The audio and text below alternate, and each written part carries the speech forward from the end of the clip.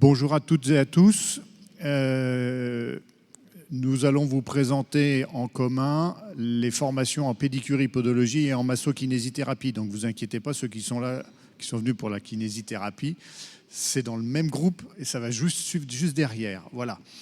Donc, je suis Guillaume Cabé, je dirige un des deux instituts de formation en pédicurie, podologie qui sont conventionnés avec l'Université Paris-Cité.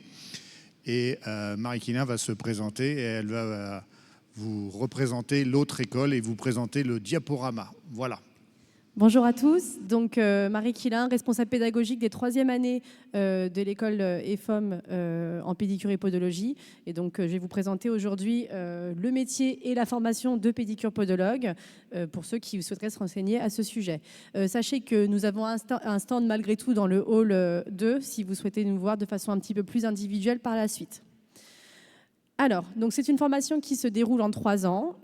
Lorsqu'on entend parler de pédicure podologue, souvent on se dit que c'est surtout et uniquement rattaché au pied. Donc effectivement, le pied reste un organe sensoriel qui permet la station debout et la locomotion, et donc il est rattaché malgré tout à l'ensemble de la structure humaine. Et donc il peut être touché par de nombreuses pathologies qui concernent non seulement le pied, mais aussi de façon plus générale, donc tout ce que vous pouvez avoir en orthopédie, en neurologie, en rhumatologie. Bref, on reste un métier de santé à part entière qui considère l'ensemble de l'appareil locomoteur. Il faut avoir en tête aussi que c'est un élément clé qui permet donc une position et donc une posture globale du corps. Et donc, vous apprenez effectivement, dans ce cursus-là, à traiter l'analyse globale corporelle de la posture. Alors, les axes du métier. Donc, on a la grande chance d'avoir un métier qui est assez pluriel finalement, donc qui comprend à la fois la pédicurie, donc le traitement spécifique du pied avec la peau, les fanères et éventuellement des appareillages que l'on met en place, mais aussi donc la podologie qui va plutôt traiter de la statique et de la dynamique de la posture globale de la personne. On a la grande chance de pouvoir aussi effectuer un diagnostic sur le pied, c'est-à-dire qu'on fait partie des professions paramédicales qui avons le droit de diagnostiquer au niveau du pied. Et d'autre part, nous avons aussi la grande chance de pouvoir fabriquer des choses avec nos mains, comme les semelles orthopédiques, c'est-à-dire qu'on effectue un bilan initial donc de posture. À la suite de ça, on peut confectionner par nous-mêmes, quelle que soit l'école que vous faites, faire des semelles orthopédiques pour traiter nos patients directement. Les grandes disciplines enseignées. Donc, bien sûr, ça fait partie des métiers donc, de la médecine physique et de la réadaptation et de la rééducation. Donc, bien entendu, on étudie l'anatomie, la biomécanique qui se rattache à ce système locomoteur. On travaille également sur tout ce qui est rhumatismal, neurologique. Vous avez aussi une place importante dans la traumatologie, donc dans les suites de fractures ou dans les suites opératoires, bien entendu. Dans l'oncologie également, puisque effectivement, malheureusement, les traitements en oncologie vont générer des pathologies plutôt au niveau dermatologique, au niveau du pied, que vous allez pouvoir traiter. On travaille également particulièrement dans le domaine de la diabétologie, puisqu'aujourd'hui, il y a une prise en charge spécifique et des atteintes spécifiques du diabète qui concernent le pied, donc vous avez un rôle important.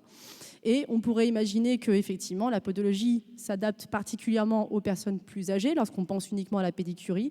Mais aujourd'hui, on a un panel de patientèle qui est importante et qui va de la petite enfance en pédiatrie jusqu'à la personne âgée en gériatrie. Alors, je vais revenir sur le diagnostic des pathologies du pied. Donc, ça fait partie de notre droit et de notre domaine de compétences. Donc, effectivement, vous devez apprendre à diagnostiquer des pathologies, à la fois cutanées, mais aussi de l'appareil locomoteur du pied. À la suite de ça, ça permet aussi d'avoir une libre réception du patient, c'est-à-dire qu'il n'y a pas besoin d'avoir un courrier ou une prescription pour venir nous consulter dans des cabinets. Et donc, ça permet évidemment d'avoir une certaine liberté dans nos pratiques. Bien entendu, ça ne vous empêche pas de travailler en groupe et en collaboration, et c'est ce qui fait aussi la richesse des métiers paramédicaux, bien entendu. Et donc, voilà, vous avez quand même une liberté, mais vous avez la possibilité de travailler avec d'autres praticiens.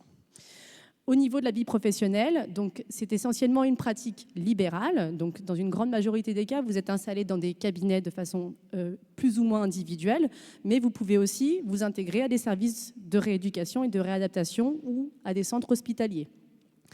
En général, dans les centres hospitaliers ou de rééducation, ça ne concerne pas toutes vos semaines de pratique, la plupart du temps, vous êtes en structure libérale, donc associée avec des médecins, avec des kinés, avec d'autres professions éventuellement, ou il y en a qui préfèrent faire le choix de s'installer de façon individuelle.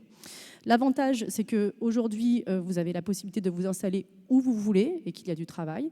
Donc, ça fait partie donc, des métiers où vous avez la chance de pouvoir choisir l'endroit où vous allez pratiquer, bien entendu en effectuant une étude de marché au préalable pour répondre aux besoins des patients ou éventuellement à une demande qui plutôt concerne les maisons de santé. Alors, l'exercice est donc possible dès l'obtention du diplôme. Donc, en général, vous vous inscrivez et vous pouvez travailler directement. L'installation est donc libre, comme je vous le disais. Et on reste un métier qui peut être conventionné par la sécurité sociale.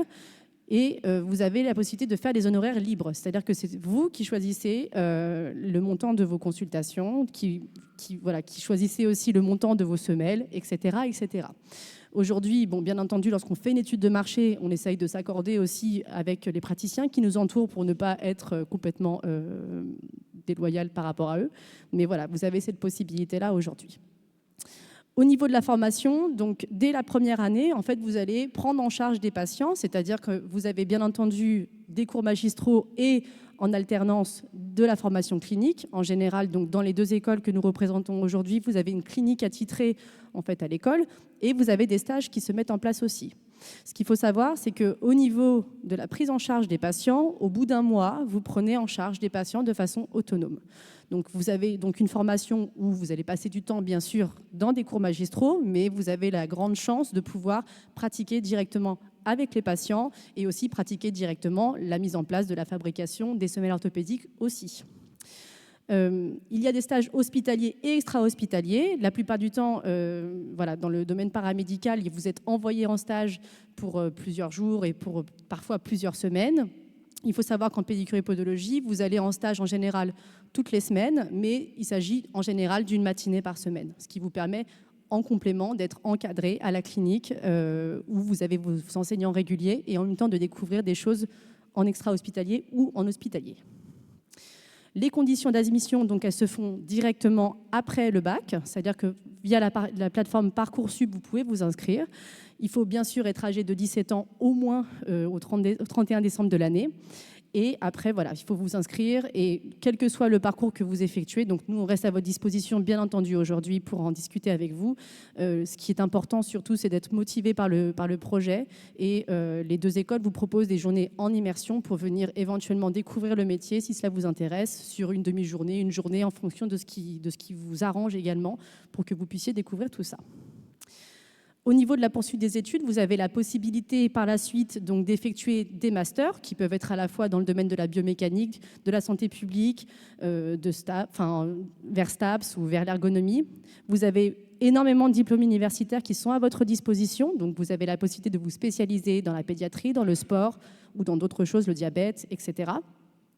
On peut également prétendre à un diplôme de cadre de santé suite au concours, bien entendu.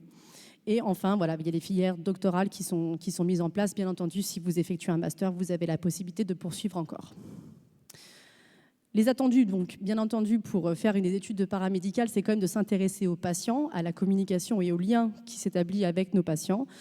En podologie, on a beaucoup de chance parce qu'effectivement, nous avons des patients on a un seul patient en consultation et on a le temps de discuter avec eux en général. Donc, il y a un lien qui est assez fort avec nos patients. Bien entendu, avoir des capacités relationnelles. Donc, ça, c'est évident pour l'ensemble des personnes, je pense, qui sont ici et qui s'intéressent soit à la podologie, soit à la kinésithérapie. Et bien sûr, savoir s'organiser dans son travail, puisque, effectivement, avoir un cabinet libéral, ça nécessite donc de l'organisation et vous aurez des cours lorsque vous serez en études pour vous accompagner dans toutes ces démarches-là. Donc, une dernière diapositive pour vous présenter les deux écoles. Donc, vous avez la FREP qui est représentée par M. Cabet qui est ici, et donc les FOM qui est représentée par moi aujourd'hui, donc qui ont différentes structures. Enfin, je te laisserai peut-être présenter un peu mieux tout à l'heure la FREP. Mais donc, dans l'idée, vous avez une école qui est dans le 10e et une école qui est dans le 15e. Et donc, voilà. En tout cas, on vous encourage, si vous êtes intéressé, à venir en immersion pour venir nous visiter les uns et les autres et voir ce qui vous plairait le plus. Et je crois que j'ai fini. Je vous remercie.